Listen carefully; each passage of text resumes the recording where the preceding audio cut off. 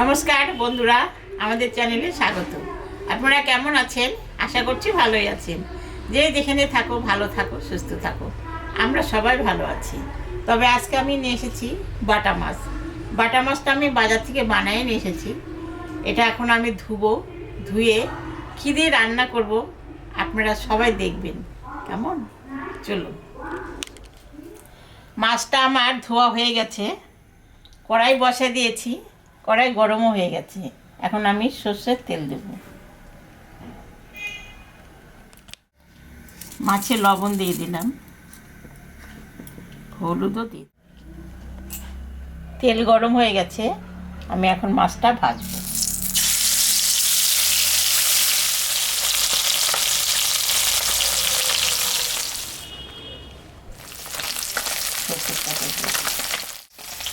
মাছটা ভাজা হয়ে গেছে, আমি এখন তুলে নেব। মাছ ভাজা তেলের উপরে আর একটু তেল আমি দিলাম, কয়েকটা কাঁচা লঙ্কা দিয়ে দিলাম, পেঁয়াজটা দিয়ে দিলাম। পেঁয়াজটা ভাজা ভাজা হয়ে গেছে, আমি এখন আলু বেগুন দিয়ে দিই। আলু বেগুন দিয়ে বাটা মাছটা সামান্য লবণ দিয়ে দিলাম,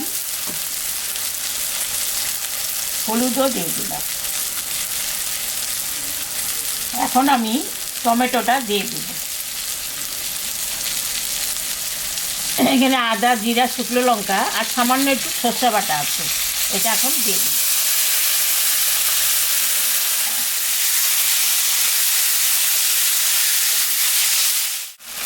সামান্য একটু জল দিয়ে দিলাম, ঢাকাটা একটু দিয়ে দিলাম, ঢাকাটা আমি তুলে নিলাম।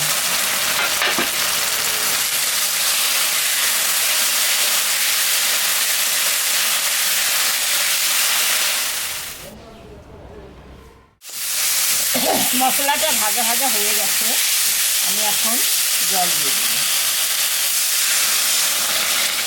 জলটা দিয়ে দিলাম, ঝোলটা ফুটুক, ঢাকা দিলাম, তারপরে মাছটা দেব। ঢাকাটা আমি তুলে নিলাম। ঝোলটা খুব সুন্দর ফুটেছে, এখন আমি মাছটা দিয়ে দিলাম।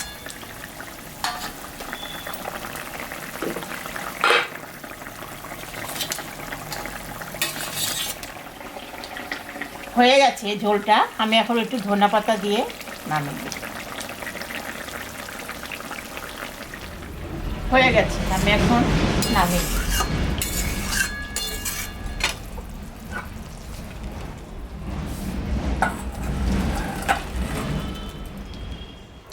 দেখলেন তো বন্ধুরা, আমি বাটা মাছের আলু বেগুন দিয়ে আদা জিরা বাটা সামান্য একটু সর্ষা দিয়েছি। এরকম করে বাড়িতে রান্না করে আপনারা বাড়িতে খাবেন।